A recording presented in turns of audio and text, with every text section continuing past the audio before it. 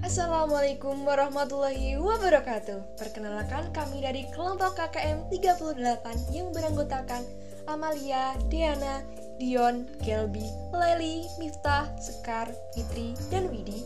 Dalam sesi kali ini kita akan menyampaikan materi berupa penyusunan laporan keuangan konsolidasian pemerintah daerah.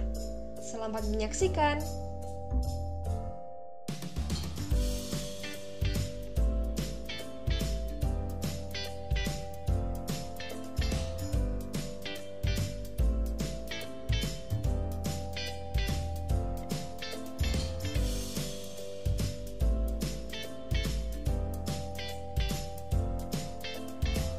Bagian yang pertama, entitas akuntansi dan entitas pelaporan.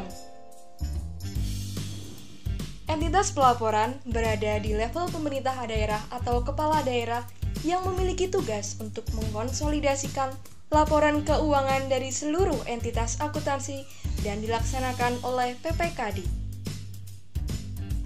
Sedangkan entitas akuntansi berada di level pengguna anggaran yaitu SKPD dan SKPKD. Setiap entitas akuntansi ini wajib menyelenggarakan akuntansi untuk menghasilkan laporan keuangan sebagai bentuk pertanggungjawaban atas pelaksanaan anggarannya masing-masing dan menyampaikannya kepada kepala daerah selaku entitas pelaporan.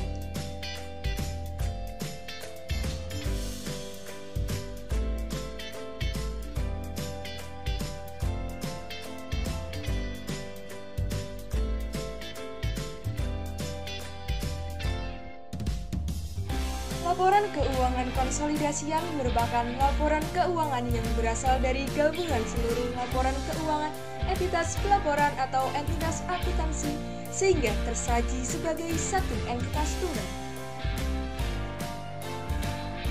Laporan keuangan pemerintah daerah disusun dengan melakukan proses konsolidasi dari seluruh laporan keuangan entitas akuntansi yang terdapat pada Pemda.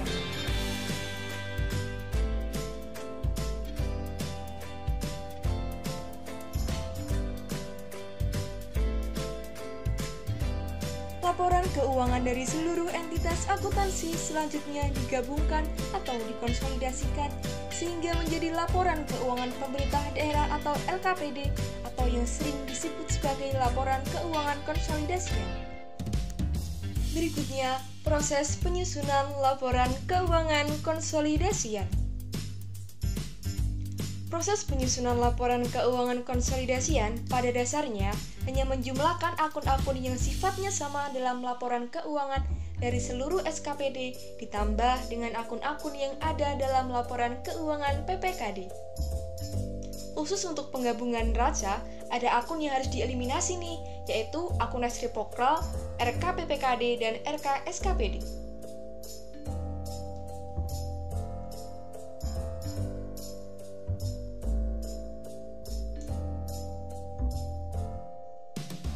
Berdasarkan rasa saldo setelah eliminasi, fungsi akuntansi Pemda kemudian mengidentifikasi akun-akun yang termasuk dalam komponen LLA, LO, dan neraca.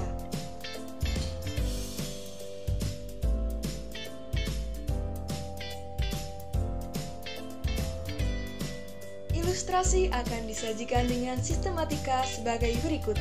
Yang pertama, kertas kerja penyusunan LRA konsolidasian. Yang kedua, penyusunan LO konsolidasian, dan yang ketiga, neraca konsolidasian dengan asumsi bahwa di dalam setiap kertas kerja hanya terdapat dua entitas akuntansi.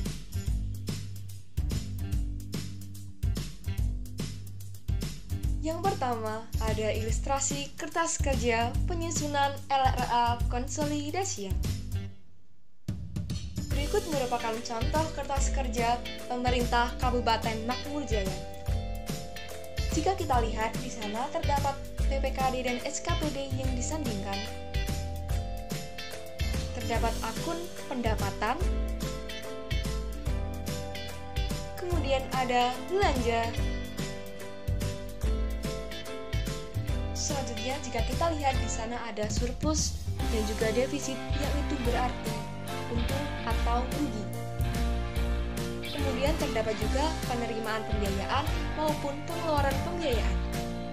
Berdasarkan kertas kerja konsolidasi LRA di atas, disusun LRA di tingkat Pemda dengan format APPD terlebih dahulu, baru disusun ke format SAP.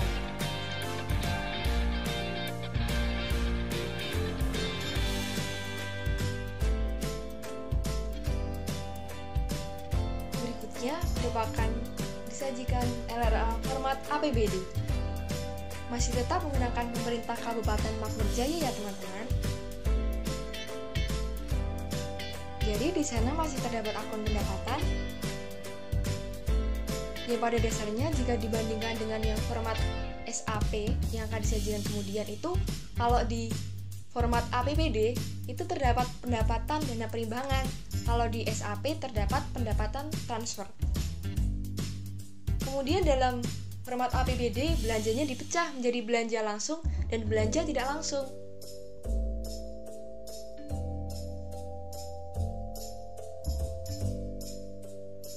Masih terdapat juga akun penerimaan pembiayaan dan juga pengeluaran pembiayaan ya.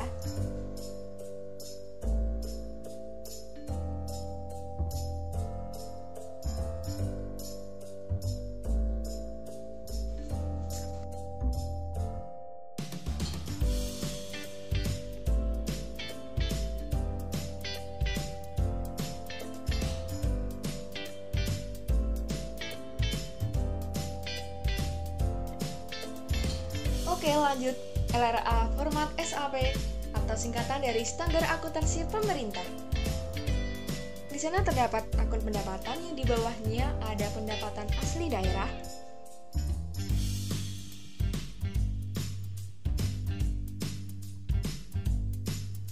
kemudian ya seperti dibilang tadi terdapat pendapatan transfer. Kemudian belanjanya pada format SAP dibagi menjadi belanja operasional yang dibagi-bagi lagi, ada hibah, ada belanja pegawai, dan lain-lain.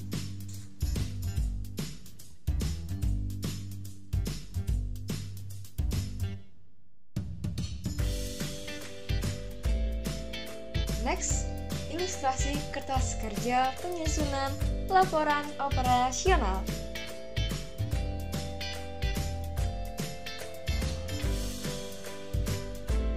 Pada intinya, pada laporan operasional ini terdapat akun pendapatan dan juga beban yang nantinya akan dibandingkan dan dihasilkan apakah dia surplus ataukah defisit.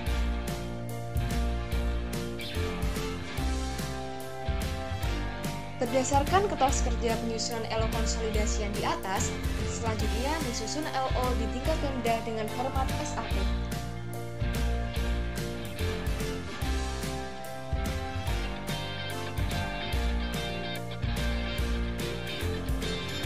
Baik, selanjutnya kami akan melanjutkan laporan operasional tingkat Pemda dengan format Standar Akuntansi Pemerintah.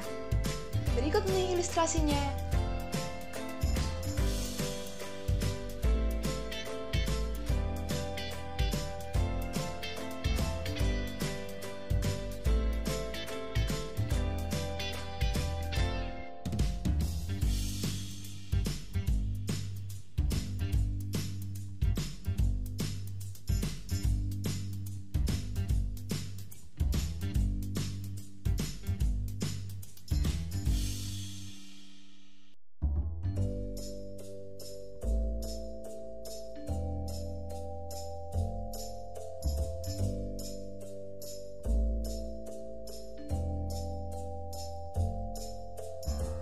Oke, berikutnya yang terakhir terdapat ilustrasi kertas kerja penyusunan neraca konsolidasian.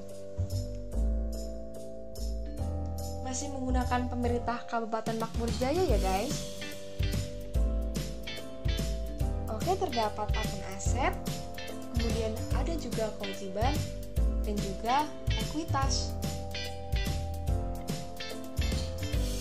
Nah, seperti yang dibilang di atas tadi, akun resipokal harus dieliminasi ya guys.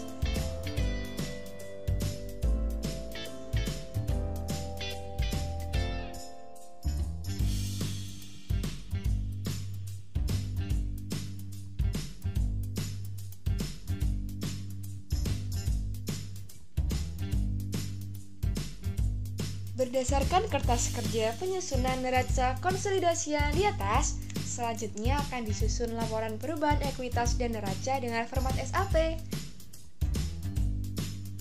Laporan perubahan ekuitas. Begini nih ilustrasinya. Jadi terdapat ekuitas awal tahun, kemudian ditambah atau dikurangi dengan surplus atau defisit. Kemudian terdapat dampak kumulatif bisa dengan koreksi atau lain-lain. Selanjutnya neraca di tingkat Pemda.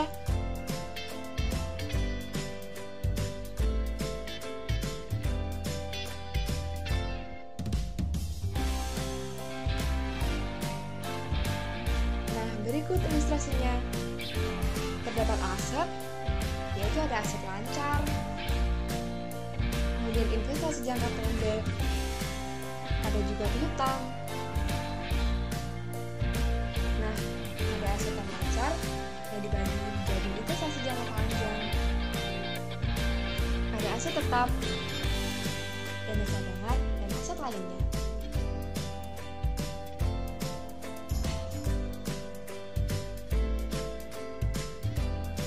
Kemudian terdapat kewajiban, ada kewajiban jangka pendek dan juga jangka panjang.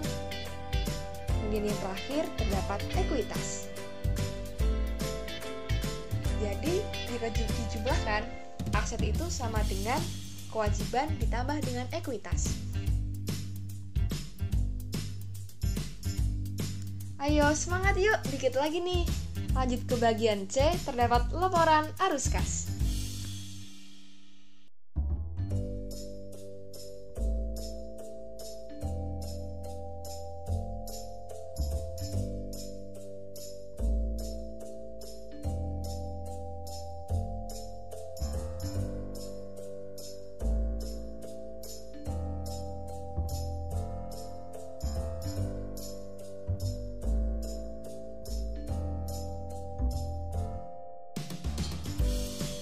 Entitas pelaporan yang wajib menyusun dan menyajikan laporan arus kas adalah unit organisasi yang mempunyai fungsi perbendaharaan umum. Laporan arus kas merupakan bagian dari laporan finansial yang menyajikan informasi penerimaan dan pengeluaran kas selama periode tertentu yang diklasifikasikan berdasarkan aktivitas operasi, investasi, pendanaan, dan juga transitoris.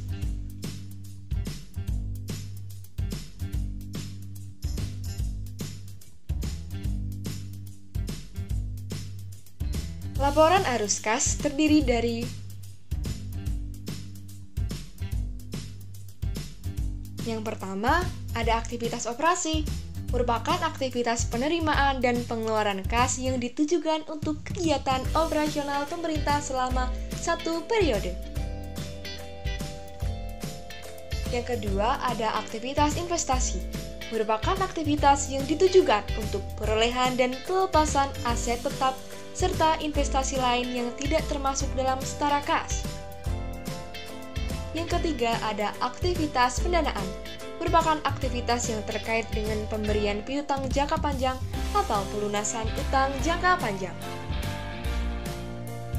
Dan yang terakhir, ada aktivitas transitoris, merupakan aktivitas penerimaan dan pengeluaran kas selain yang tidak termasuk aktivitas operasi, investasi, dan juga pendanaan.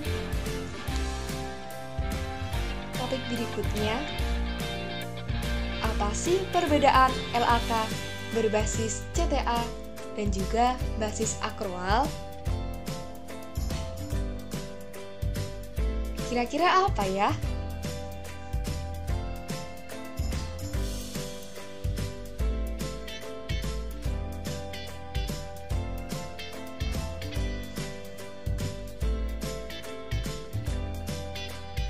Jeng jeng, ini nih jawabannya. Perbedaannya dibagi ke dalam klasifikasi, aktivitas investasi non-keuangan, aktivitas investasi, dan lain-lain.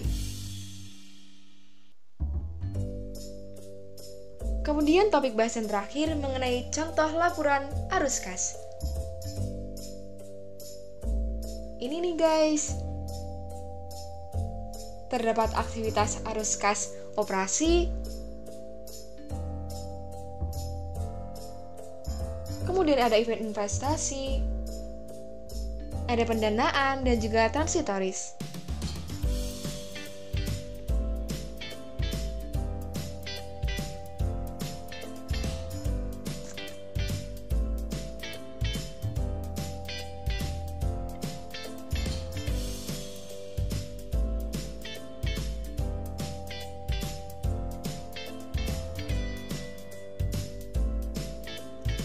Cukup sekian sharing materi dari kami. Kami mohon maaf apabila banyak kesalahan dan juga diharapkan untuk teman-teman mengoreksi melalui komentar di bawah. Sekian dari kami. Wassalamualaikum warahmatullahi wabarakatuh. Terima kasih.